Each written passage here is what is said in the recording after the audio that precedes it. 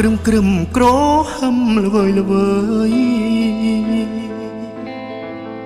ហាក់ដូចដងហើយឆ្លើយថាអូនឃ្លាតសំលេងភ្លេងអើយដាំងហៅមិត្តញាត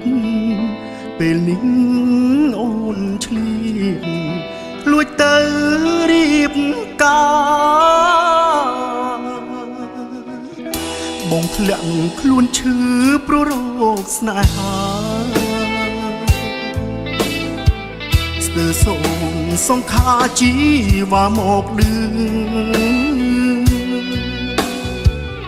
មិនប្រាប់មួយម៉ាត់ឲ្យបងបានឮភ្លេងការបាញ់ឈឺប្រហាស្នេហ៍ខ្ញុំម្ខាងជា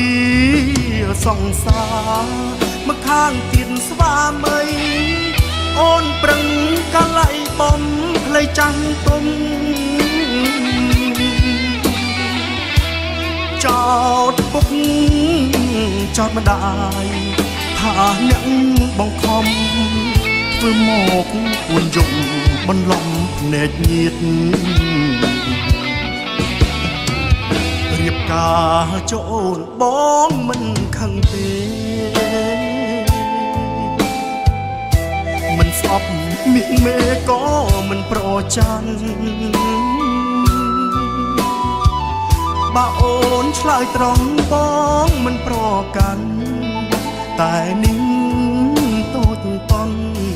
ក្បត់ទៅរៀបការ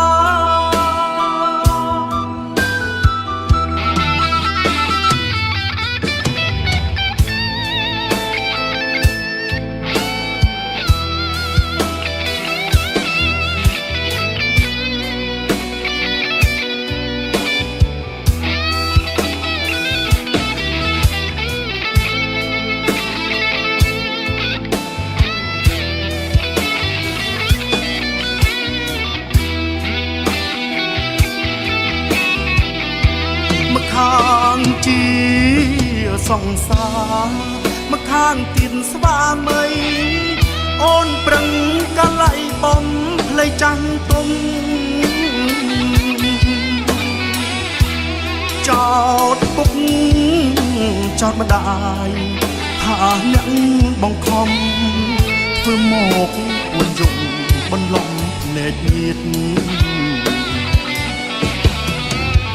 រៀបការចូលបងមិនខឹងទេមិនស្អប់មីកមេក៏មិនប្រច័ណ្ឌ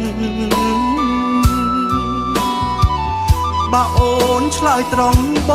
ងមិនប្រកាន់តែនេះតូចតន់ក្បត់ទៅ